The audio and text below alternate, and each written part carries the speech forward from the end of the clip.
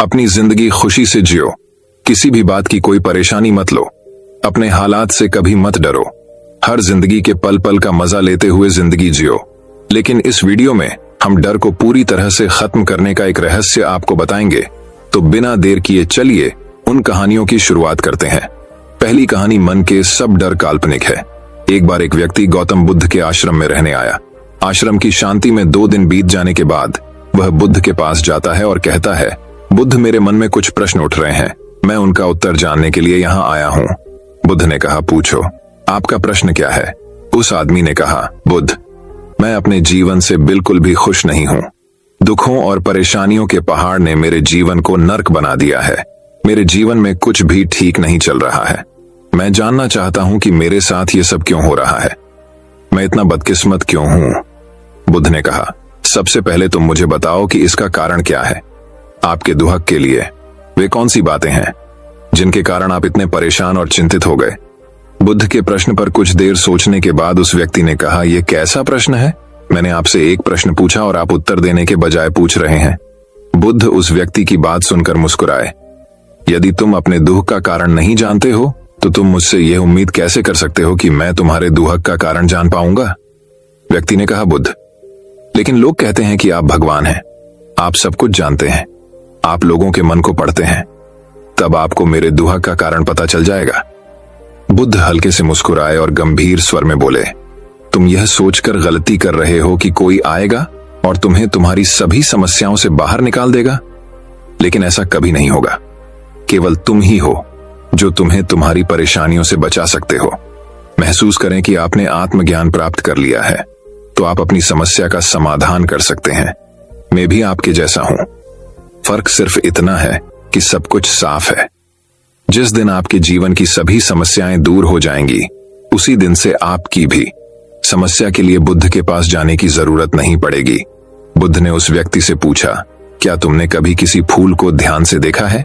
यह सुनकर वह व्यक्ति आश्चर्यचकित हो गया और बोला, बुद्ध, फूल तो एक साधारण सी चीज है, इसे तो सभी ने देखा है। बुद्ध ने कहा, फूल एक कली है। सुबह अंधेरा होता है, दिन के उजाले में फूल बन जाता है, शाम को मुरझा जाता है। यदि फूल केवल इसी बात की चिंता करता है तो शाम तक उसे मुरझाकर गिरना ही पड़ता है, वह कभी खेल नहीं पाएगा। इस तरह अगर आप केवल अपने दुखों के बारे में ही सोचेंगे तो आप कभी खुश नहीं रह पाएंगे।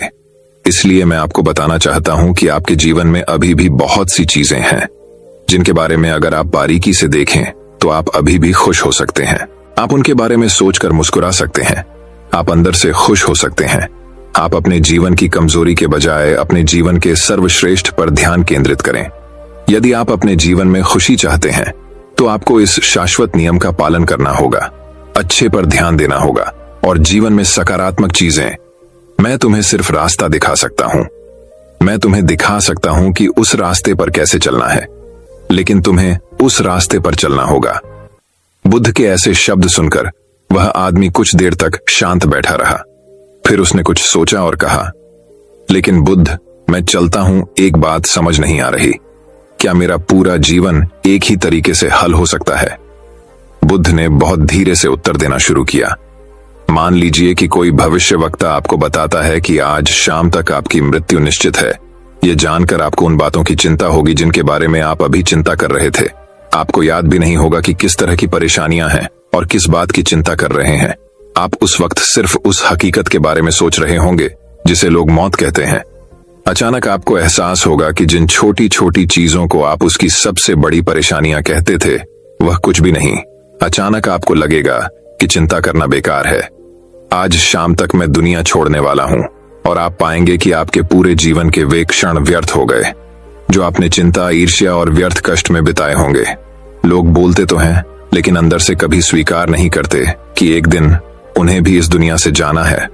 उनकी इच्छाएं इतनी प्रबल होती हैं कि वे खुद को अमर मानते हैं। सुख और दुहक दोनों ही स्थायी नहीं हैं, यह हमारे कार्यों और विचारों से निर्मित होते हैं। वह आदमी जो बुद्ध की बातें सुन रहा था टोकते हुए बोला, तो आपके कहने का मतलब यह है कि मैं हमेशा सोचता हूं कि मैं मरने वाला हूं। क्या यह सोच मेरी सभी समस्याओं का समाधान कर देगी? नहीं, ऐसा कभी मत सोचिए। आपको बस यह स्वीकार करना होगा कि दुनिया में मेरी उपस्थिति अनिश्चित है। मैं जब तक यहां हूं एक खुशहाल जीवन जीऊंगा। आपके जीवन में जो भी अच्छी चीजें हो रही हैं, उनके साथ जिएं, वह तुम्हें आंतरिक खुशी और शांति देगी। अपना दिमाग ठीक करो और धीरे धीरे तुम्हारे जीवन की सभी समस्याएं समाप्त हो जाएंगी। व्यक्ति के जीवन के अधिकतर दुख उसकी इच्छा से ही उत्पन्न होते हैं, इसलिए आप अपने मन पर नियंत्रण रखें। यदि आप अपने मन का इलाज एक बच्चे के मन की तरह कर सकते हैं, तो आपको आंतरिक शांति महसूस होगी। उस व्यक्ति ने कहा कि आपने मन को नियंत्रित करने की बात कही। आप चंचल मन को कैसे नियंत्रित कर सकते हैं? बुद्ध ने कहा कि सबसे पहले तुम्हें सुख और दुख के बीच अंतर समझना होगा। आपको सबसे पहले यह जानना होगा कि आपके लिए खुशी और दुख का क्या मतलब है। इसके बाद अभ्यास के द्वारा अपने मन को इस प्रकार तैयार करना है कि आप न तो खुशी के मौके पर ज्यादा खुश हों और न ही दुखी होने पर ज्यादा दुखी हों। आपको खुद को पूरी तरह से मध्य में रखने का प्रयास करना होगा, जिसे मैं मध्यम मार्ग कहता हूं। यदि आप अपने जीवन में गहराई से उतरेंगे और यह पता लगाने का प्रयास करेंगे कि क्या चीज आपको खुश करती है और क्यों, तो अंत में आपको केवल एक ही उत्तर मिलेगा कि आप आपके सभी दुखों का कारण हैं। आपकी इच्छा, आसक्ति, इच्छा, ये सब आपके मन द्वारा निर्मित है। इसलिए यदि आप अपने मन पर नियंत्रण कर लेंगे तो आपके सभी दुख समाप्त हो जाएंगे। गौतम बुद्ध ने उस व्यक्ति से कहा कि यदि आप एक और छोटा सा काम करेंगे तो आप देखेंगे कि आपके जीवन के सभी दुख हमेशा के लिए समाप्त हो जाएंगे। बुद्ध के मुख से ऐसे वचन सुनकर वह व्यक्ति उत्तेजित हो गया और बोला, मुझे उसके लिए क्या करना होगा? बुद्ध के मुख से ऐसे शब्द सुनकर वह व्यक्ति उत्तेजित हो गया और बोला, मुझे उसके लिए क्या करना होगा? बुद्ध ने कहा कि तुम अगले 2 दिनों तक किसी से बात नहीं करोगे और कागज लेकर आशाराम के एकांत स्थान पर बैठ गए। आपको वहां बैठकर उन दुखों के बारे में सोचना और लिखना है जो आपकी परीक्षा ले रहे हैं, और उनका कारण भी लिखना है। और दूसरे पेज पर आपको थोड़ी सी खुशी लिखनी है और यह भी लिखना है कि आपको यह खुशी क्यों है। जल्दबाजी करने की कोई जरूरत नहीं है, आपके पास बहुत समय है, आप आराम से सोच सकते हैं। जाओ और सोचो और आराम से लिखो। उस आदमी ने बुद्ध को प्रणाम किया और आश्रम के कोने में बैठ गया। 2 दिन बाद वह कुछ लेकर बुद्ध के पास वापस आया, उसके हाथ में कागजात। उसे देखकर बुद्ध ने कहा, सबसे पहले तुम कागज से अपना दुख पढ़कर सुनाओ। व्यक्ति ने सबसे पहले अखबार पढ़ना शुरू किया। मेरे परिवार के सदस्य अमीर हैं, लेकिन मैं गरीब हूं और काम करता हूं। मैं अपने काम में अमीर नहीं हूं और मैं अपने काम में सहज हूं और मेरी तुलना दूसरों से की जाती है। व्यक्ति ने आगे पढ़ना शुरू किया। दूसरा, मेरे पड़ोस में बहुत से लोगों ने बचत की है, लेकिन मेरे पास बचत के नाम पर कुछ भी नहीं है। इसका पहला कारण यह है कि मैं काम कम जानता हूं, लेकिन खर्च बहुत करता हूं। आज मेरे पास बचत के नाम पर कुछ भी नहीं है। मेरी पत्नी काफी समय से बीमार है और उसकी बीमारी का कारण मैं ही, मेरी लापरवाही के कारण मैं उसे कभी किसी डॉक्टर के पास नहीं ले गया। मैंने इसे भाग्य पर छोड़ दिया। शायद यह मेरी अपमानजनक इच्छा थी कि अगर मैं बीमारी से मर जाऊं तो मैं एक खूबसूरत महिला से शादी करूंगा। चौथा, मैं मन में फ्री पैसे पाने के बारे में सोचता रहता हूं, परंतु योजना पूरी नहीं होती। मैं दुख के सागर में डूब जाता हूं, फिर यह दुख मुझसे सहन नहीं होता और इसका कारण मैं ही हूं से जीता हूं, लेकिन ऐसा करने में सक्षम नहीं होने पर देखता रहता हूं। बुद्ध, ये मेरे जीवन के सबसे बड़े दुख हैं और गहराई से सोचने के बाद मैंने पाया कि कई उनमें से मेरे कार्यों और मेरे विचारों के कारण हुआ। ये सुनने के बाद आपने मुझे खुशी का पेपर पढ़कर सुनाया। पिछले 2 दिनों में मैंने जो कुछ भी महसूस किया वैसा मैंने अपने जीवन में कहीं भी अनुभव नहीं किया। पिछले 2 दिनों में मुझे एहसास हुआ कि वास्तविक शांति और आनंद कितना महान है और मैं इसका अनुभव करके बहुत खुश हूं। मेरी खुशी के कारणों की सूची बहुत लंबी है। इसे पढ़ने और समझने में बहुत समय लगेगा। उस व्यक्ति के मुंह से ऐसी बातें सुनकर वह व्यक्ति मुस्कुराया और बोला, सिर्फ आपके लिए ही नहीं बल्कि हम सभी के लिए कारण एक ही है। वह व्यक्ति अपना बहुत सारा समय बर्बाद करता है। आप दुख का कारण ढूंढने में लगे हैं। हमारा जीवन भी एक तरह से सुख, शांति और आनंद की तिजोरी है। बुद्ध ने उस व्यक्ति से कहा कि खुशी के सभी कारणों को साझा करने की जरूरत नहीं है, तुम उनमें से कुछ का पाठ कर सकते हो। वह व्यक्ति बड़ी मुस्कुराहट के साथ पढ़ने लगा। पहली खुशी, क्योंकि मैं जीवित हूं और दुनिया में रह रहा हूं और मैं स्वस्थ हूं। मेरे माता पिता, एक पत्नी और 2 बच्चे हैं। ऐसे ही मेरे पिता के पास कई अनमोल खजाने हैं, जैसे मेरे माता पिता का प्यार, मेरी पत्नी का प्यार, मेरे बच्चों का प्यार और एक पिता की खुशी। दूसरा कारण यह है कि मैं कड़ी मेहनत कर सकता हूँ। मैं कोई भी काम कर सकता हूँ। आपकी आयु में कोई बाधा नहीं आ सकती और आप अपने परिवार की सभी जरूरतों को पूरा कर सकते हैं। मुझे खुशी है कि मैं एक खुशहाल परिवार बना सकता हूँ। मैं अपनी तुलना अपने भाइयों, अपने पड़ोसियों से करता हूँ और आपने कृपा करके मुझे मानवता वाला इंसान बनाया है। सभी बुरी आदतों को छोड़कर आप सुखी और खुशहाल जीवन जी सकते हैं। और मेरे लिए सबसे बड़ी खुशी और सौभाग्य की बात यह है कि मुझे एक जगह मिल जाए और जब तक मैं इस दुनिया में हूँ, हमारी इच्छा और आसक्ति ही सभी दुखों का कारण है। मैं खुद को जानने की पूरी कोशिश करूंगा और मैंने कभी नहीं किया। जीवित रहे। अब आप अपने परिवार के पास रह सकते हैं। यह जीवन सबके साथ है। आपके जीवन में कोई भी परेशानी आपको घेरने की कोशिश कर सकती है। जीवन अपने आप से कहने के लिए बहुत छोटा है और इस जीवन में आप चिंताओं और दुखों को खुद पर हावी नहीं होने देंगे। शांति से बैठकर उस दुख का कारण जानने का प्रयास करें और यदि मिल जाए तो उसे नष्ट कर दें। इस तरह आप मानसिक शांति और कभी न खत्म होने वाली खुशी पा सकते हैं। दोस्तों, आशा करता हूं कि आपको इस कहानी से बहुत कुछ सीखने को मिला होगा। तो दर्शकों, अब चलिए हमारे दूसरे कहानी की शुरुआत करते हैं।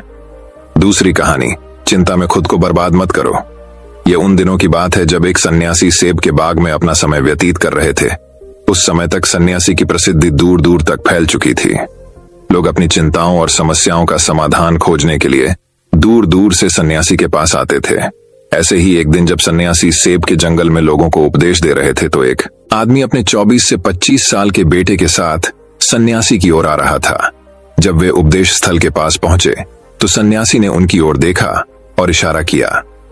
उसके पास बैठने के लिए जब उपदेश समाप्त हो गया और सभी लोग चले गए, तब सन्यासी ने उस व्यक्ति को अपने पास बुलाया और बैठने को कहा। चारों ओर हरियाली थी, मौसम सुहाना था, तरह तरह के पक्षियों की आवाजें गूंज रही थीं। ऐसा नजारा देखकर उस व्यक्ति को अंदर से बहुत शांति महसूस हो रही थी। इसके बाद सन्यासी ने उस व्यक्ति से आने का कारण पूछा। इस पर वह व्यक्ति बोला, है महात्मा, मैं अपने बेटे को आपसे मिलवाने के लिए 2 दिन की लंबी यात्रा कर आया हूं। यह मेरा इकलौता बेटा है और वह हर वक्त थका रहता है। ऐसा लगता है कि इसमें जान ही नहीं है। इसका स्वभाव भी काफी चिड़चिड़ा हो गया है। अगर हम इसे कुछ भी कहें तो यह हमारी छोटी छोटी बातों पर गुस्सा हो जाता है। इसकी देखने की क्षमता भी उम्र से पहले ही कमजोर हो गई है और उसके बाल भी सफेद हो रहे हैं। इतनी कम उम्र में बूढ़ा दिखने लगा है। मैं समझ नहीं पा रहा हूं कि उसके साथ क्या हो रहा है। हे सन्यासी, मुझे अपने बेटे की बहुत चिंता हो रही है। मैं अपने बेटे को डॉक्टर के पास ले गया तो उन्होंने कुछ दवा दी और कहा, बेटा कम तनाव लो।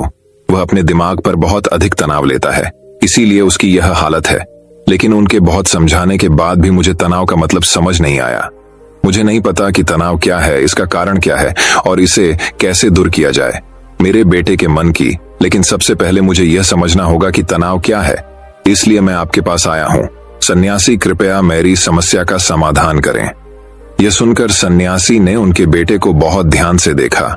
उसके चेहरे को देखा, उसकी आंखों को देखा, फिर उसके हाथों की नाड़ी भी जांची। ये सब अनुष्ठान करने के बाद सन्यासी ने उस व्यक्ति से कहा कि तनाव कोई भी नहीं लेना चाहता, लेकिन फिर भी यह तनाव व्यक्ति के दिमाग को दीमक की तरह जकड़ लेता है और व्यक्ति को पता भी नहीं चलता कि वह तनाव में है। लेकिन अगर व्यक्ति तनाव के कारणों को अच्छे से समझ ले और तनाव के बारे में एक पैमाना बना ले जिससे उसे पता चल सके कि वह कितना तनावग्रस्त है, तो वह इस समस्या का समाधान भी ढूंढ सकता है। सबसे पहले यह समझ ले कि तनाव क्या है। जब भी कोई व्यक्ति काम कर रहा हो लेकिन उसका मन कल्पनाओं में भटक रहा होता है, इसलिए उसके शरीर और दिमाग के बीच एक दूरी बन जाती है। ये दूरी जितनी अधिक होती है, व्यक्ति उतनी ही देर तक बेहोशी की स्थिति में रहता है और शरीर और मन के बीच के इस तनाव को ही तनाव कहा जाता है। आखिर पसंदीदा खेल खेलने के बाद इंसान ऊर्जा और खुशी से क्यों भर जाता है, जबकि वह अपने शरीर को थका चुका होता है। लेकिन समझने वाली बात यह है कि खेलते समय दिमाग और शरीर पूरी तरह से एक साथ खेल में केंद्रित होते हैं, जिससे शरीर और मन के बीच दूरी नहीं रहती और तनाव नहीं आता, और मन में कोई तनाव हो तो दूर हो जाता है। लेकिन इसके विपरीत जब हम कुछ ऐसा करते हैं जो हमें पसंद नहीं है, तो हमारा शरीर वह काम तो कर रहा है, लेकिन हमारा मन कहीं दूर कल्पनाओं में भटक रहा है, जिससे शरीर और दिमाग के बीच दूरी पैदा हो जाती है और तनाव पैदा हो जाता है। इसलिए ऐसा करना चाहिए, एक समय में केवल एक ही काम करना चाहिए और अपने शरीर और दिमाग की सारी शक्ति उसी एक काम में लगानी चाहिए ताकि व्यक्ति के अंदर तनाव पैदा न हो। सबसे प्रमुख कारणों में से पहला है अति महत्वाकांक्षी होना। महत्वाकांक्षी होना अच्छी बात है, लेकिन क्या आपने कभी गौर किया है कि उस आदमी का एक लक्ष्य कभी पूरा नहीं होता? उसका एक लक्ष्य पूरा नहीं होता कि वह दूसरे की ओर भागने लगता है। अगर दूसरा पूरा हो जाता है तो फिर तीसरे को, और इस प्रकार वह गोल गोल घूमता रहता है अपने जीवन में अपने लक्ष्य को प्राप्त करने के लिए। इसीलिए जो व्यक्ति अधिक महत्वाकांक्षी होता है, जो बड़े लक्ष्य निर्धारित करता है, वह कभी भी वर्तमान में नहीं रह सकता। उसका दिमाग हमेशा भविष्य की योजना बनाने में व्यस्त रहता है।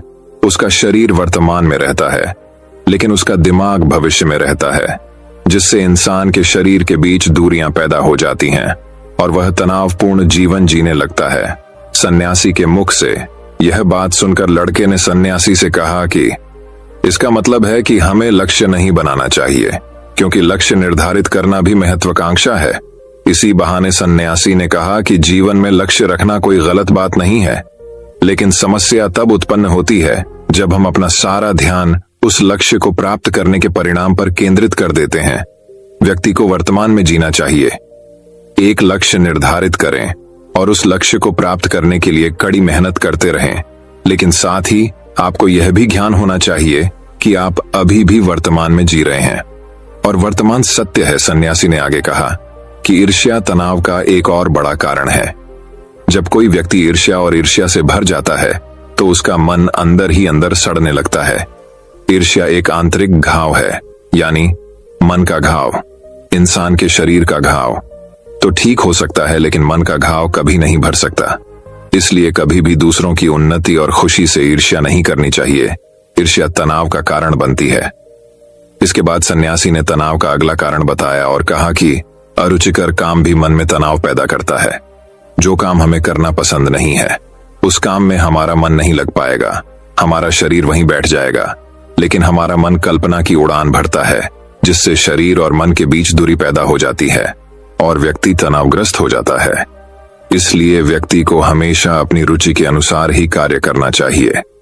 यदि व्यक्ति ने यह तय कर लिया है कि उसे कौन सा काम करना है और वह उस काम को अपने जीवन का लक्ष्य बना लेता है, तब वह काम उसके लिए काम नहीं बल्कि खेल बन जाता है। लेकिन दोस्तों, अपने जुनून को फॉलो करो। यह कहना कितना आसान है, अपना सच्चा जुनून ढूंढना कितना मुश्किल है, क्योंकि आजकल ज्यादातर युवा सेलिब्रिटीज और सोशल मीडिया से प्रभावित हैं। वे किसी भी काम को अपना जुनून मानते हैं और फिर कुछ दिनों तक कोशिश करने के बाद उसे बीच में ही छोड़ देते हैं, क्योंकि यह उनका जुनून नहीं था, और इस तरह वे अपना कीमती समय और ऊर्जा बर्बाद करते हैं। तनाव का चौथा कारण है दूसरों से अपेक्षा करना। सन्यासी ने उस व्यक्ति की ओर इशारा करते हुए कहा, एक पिता के रूप में तुम्हें अपने बेटे से बहुत सारी उम्मीदें होंगी कि आपका बेटा बहुत सफल इंसान बने, आपका नाम रोशन करे और जैसा जीवन चाहे वैसा जिए, आपकी हर बात माने। लेकिन क्या आज तक किसी की भी उम्मीदें पूरी हुई हैं? जब भी कोई व्यक्ति दूसरे से कुछ अपेक्षा करने लगता है तो वह अनजाने में तनाव पैदा करना शुरू कर देता है। खुद के लिए जरा सोचिए, अगर आपका बेटा आपके मुताबिक काम नहीं कर रहा है और वह वैसा नहीं बन रहा है जैसा आप उसे बनाना चाहते हैं, तो निश्चित तौर पर तनाव आपके दिमाग पर हावी हो जाएगा। आप तनावपूर्ण जीवन जीने लगेंगे और इस तनाव में आप इस तरह व्यवहार और बातचीत करेंगे कि आपके अपने बेटे के साथ संबंध बद से बदतर होते चले जाएंगे। इसलिए व्यक्ति को दूसरों से अपनी क्षमता से कम उम्मीदें रखनी चाहिए, और अगर आप पूरी तरह से तनाव मुक्त रहना चाहते हैं तो दूसरों से उम्मीद करना बंद कर दें। इसके बाद सन्यासी ने कहा कि शारीरिक कष्ट भी मनुष्य के तनाव का एक कारण है।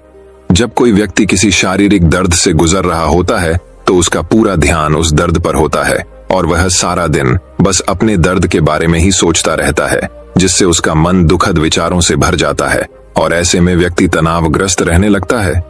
यह सब सुनकर वह व्यक्ति बोला कि हे सन्यासी, शारीरिक कष्ट किसी भी व्यक्ति को हो सकता है, तो क्या वह व्यक्ति जीवन भर तनाव में रहेगा? इसका उत्तर देते हुए सन्यासी ने कहा कि मनुष्य को यह समझना चाहिए कि हमारा जीवन दुख का आधार है। जैसे जैसे हमारा जीवन चलता है, बीमारियां आती हैं और फिर अंत में मृत्यु आती है। इसलिए बीमारियां मानव जीवन का अभिन्न अंग हैं। इससे कोई नहीं बच सकता। यह बस किसी के जीवन में समय से पहले आता है और किसी के बाद आता है, लेकिन सबके पास आता है। जब मानव मस्तिष्क इस बात को अच्छी तरह से समझ जाएगा तो तब उसे अपनी बीमारी के बारे में सोचकर ज्यादा तनाव नहीं लेना चाहिए, क्योंकि यह हमारे जीवन का अभिन्न अंग है और इसके लिए शारीरिक व्यायाम का अभ्यास करते रहना चाहिए और स्वस्थ जीवन शैली को भी अपने जीवन में जगह देनी चाहिए, जिससे उनका शरीर लंबे समय तक स्वस्थ रहकर ठीक से काम कर सके। तनाव का अगला कारण है अपनी योजनाओं को समझने के लिए समय न देना।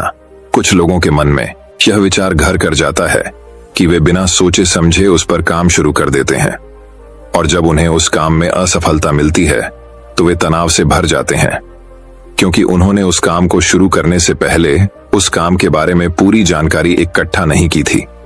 किसी भी कार्य को शुरू करने से पहले व्यक्ति को उसके अच्छे और बुरे परिणाम के बारे में ठीक से विचार कर लेना चाहिए।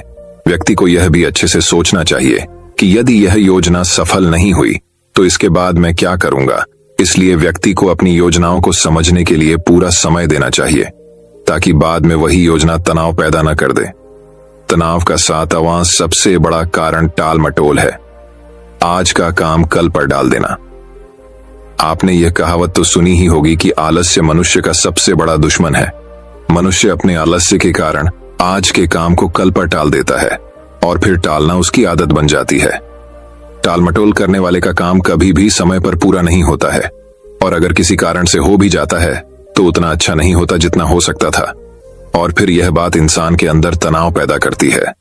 लेकिन आखिरी समय पर टालना या ना करना एक आदत है, इसलिए न चाहते हुए भी व्यक्ति बार बार इस आदत का शिकार हो जाता है और फिर काम को टालता रहता है और फिर जब काम की समय सीमा नजदीक आ जाती है तो वह उस काम को पूरा करने की कोशिश करता है।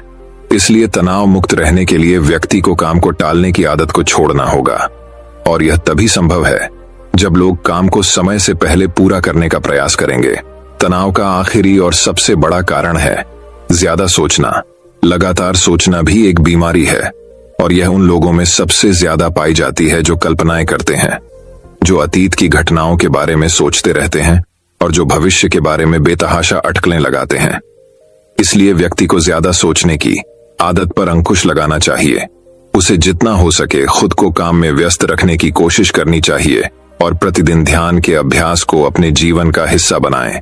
सन्यासी के मुख से ये सभी बातें सुनकर वह व्यक्ति हाथ जोड़कर बोला, हे सन्यासी, मेरा बेटा अभी सिर्फ 20 साल का है और उसे इतनी समझ भी नहीं है कि वह सभी बातों का पालन कर सके। कृपया तनाव दूर करने का कोई आसान तरीका बताएं ताकि मेरा बेटा भी उसे अपना सके और तनाव मुक्त रह सके।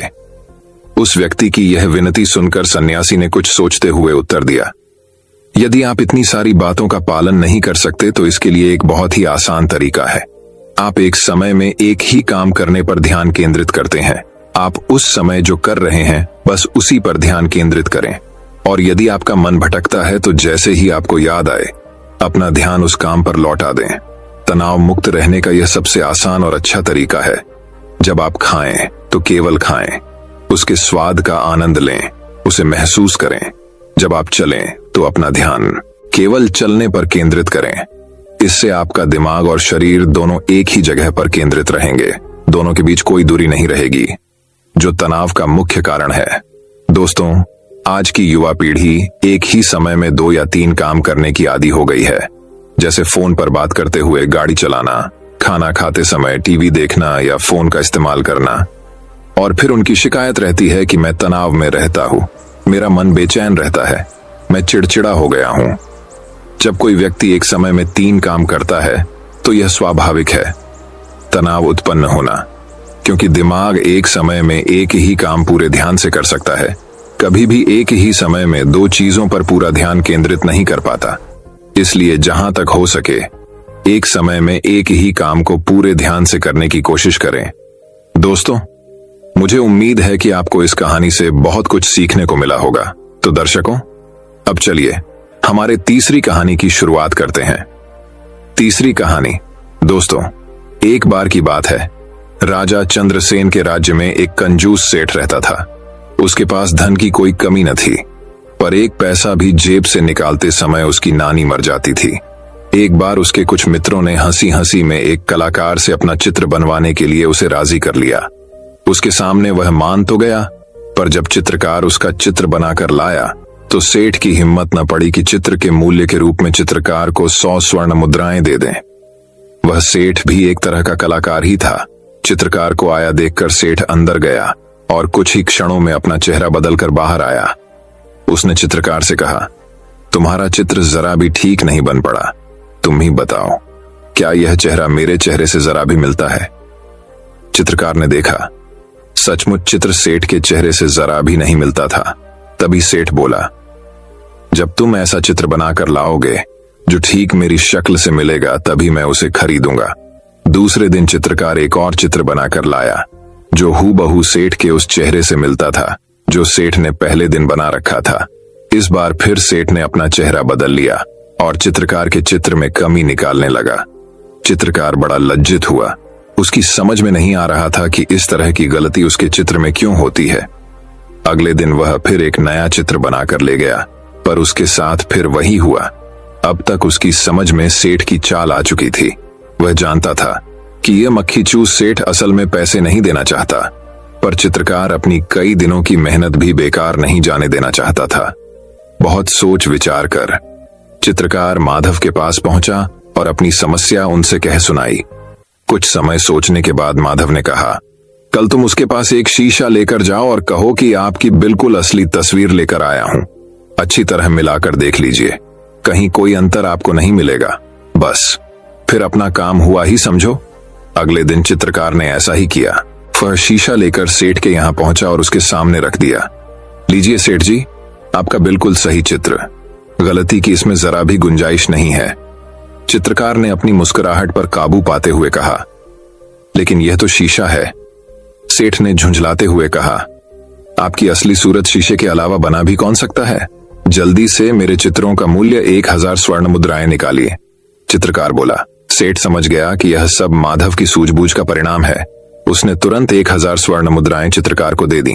दोस्तों, इस कहानी से हमें यह सीख मिलती है कि हमें लोगों को मूर्ख नहीं समझना चाहिए और उन्हें मूर्ख बनाने का प्रयास नहीं करना चाहिए, क्योंकि जब हम दूसरों को मूर्ख बनाने का प्रयास करते हैं तब असल में हम ही अपने बुने हुए जाले में फंस जाते हैं। लेकिन कभी कभी जहां अपनी अच्छाई ही हो उस जगह हमें झूठ जरूर बोलना चाहिए। तो दर्शकों, अब चलिए हमारे चौथे कहानी की शुरुआत करते हैं। चौथी कहानी वही। अब एक और कहानी की शुरुआत कुछ इस प्रकार होती है। एक गांव में एक दिन कुश्ती स्पर्धा का आयोजन किया गया। हर साल की तरह इस साल भी दूर दूर से बड़े बड़े पहलवान आए। उन पहलवानों में एक पहलवान ऐसा भी था जिसे हराना सबके बस की बात नहीं थी। जाने माने पहलवान भी उसके सामने ज्यादा देर टिक नहीं पाते थे। स्पर्धा शुरू होने से पहले मुखिया जी आए और बोले, भाइयों, इस वर्ष के विजेता को हम 3 लाख रुपये इनाम में देंगे। इनामी राशि बड़ी थी। पहलवान और भी जोश में भर गए और मुकाबले के लिए तैयार हो गए। कुश्ती स्पर्धा आरंभ हुई और वही पहलवान सभी को बारी बारी से चित्त करता रहा। जब हट्टे कट्टे पहलवान भी उसके सामने टिक ना पाए तो उसका आत्मविश्वास और भी बढ़ गया और उसने वहां मौजूद दर्शकों को भी चुनौती दे डाली। वो बोला, है कोई माई का लाल जो मेरे सामने खड़े होने की भी हिम्मत करे? वही खड़ा एक दुबला पतला व्यक्ति यह कुश्ती देख रहा था। पहलवान की चुनौती सुन उसने मैदान में उतरने का निर्णय लिया और पहलवान के सामने जाकर खड़ा हो गया। यह देख वह पहलवान उस पर हंसने लग गया और उसके पास जाकर कहा, तू मुझसे लड़ेगा? होश में तो है ना? तब उस दुबले पतले व्यक्ति ने चतुराई से काम लिया और उस पहलवान के कान में कहा, अरे पहलवान जी, मैं कहां आपके सामने टिक पाऊंगा। आप ये कुश्ती हार जाओ, मैं आपको इनाम के सारे पैसे तो दूंगा ही और साथ में 3 लाख रुपए और दूंगा। आप कल मेरे घर आकर ले जाना। आपका क्या है? सब जानते हैं कि आप कितने महान हैं। एक बार हारने से आपकी ख्याति कम थोड़े ही हो जाएगी। कुश्ती शुरू होती है। पहलवान कुछ देर लड़ने का नाटक करता है और फिर हार जाता है। ये देख सभी लोग उसकी खिल्ली उड़ाने लगते हैं और उसे घोर निंदा से गुजरना पड़ता है। अगले दिन वह पहलवान शर्त के पैसे लेने उस दुबले व्यक्ति के घर जाता है और 6 लाख रुपए मांगता है। तब वह दुबला व्यक्ति बोलता है, भाई किस बात के पैसे? अरे वही जो तुमने मुझसे देने का वादा किया था। पहलवान आश्चर्य से देखते हुए कहता है। दुबला व्यक्ति हंसते हुए बोला, वह तो मैदान की बात थी जहां तुम अपने दांव पेंच लगा रहे थे, वहां मैंने अपना लगाया, पर इस बार मेरे दांव पेंच तुम पर भारी पड़े और मैं जीत गया। मित्रों, ये कहानी हमें सीख देती है कि थोड़े से पैसों के लालच में वर्षों के कड़े परिश्रम से कमाई प्रतिष्ठा भी कुछ ही पलों में मिट्टी में मिल जाती हैं और धन से भी हाथ धोना पड़ता है। अंततः हमें कभी अपने नैतिक मूल्यों से समझौता नहीं करना चाहिए और किसी भी तरह के भ्रष्टाचार से बचकर रहना चाहिए। दोस्तों, मैं उम्मीद करता हूं कि यह कहानी सुनने से आपके जीवन में अच्छे बदलाव आए होंगे। आपको इस वीडियो से क्या सीखने मिला ये कमेंट करके जरूर बताइए और अपने परिवार, दोस्तों या आपके करीबी इंसान के साथ ये कहानी शेयर करके उन्हें भी इस ज्ञान से परिचित करवाएं। बाकी अगर आपको ये वीडियो दिल से अच्छी लगी हो तभी इस वीडियो को लाइक कर देना और आपने अब तक इस चैनल को सब्सक्राइब न किया हो तो चैनल को सब्सक्राइब भी जरूर कर देना। आपका हर दिन शुभ हो और खुशियों से आपका जीवन भरा रहे। धन्यवाद। नमो बुद्धाय।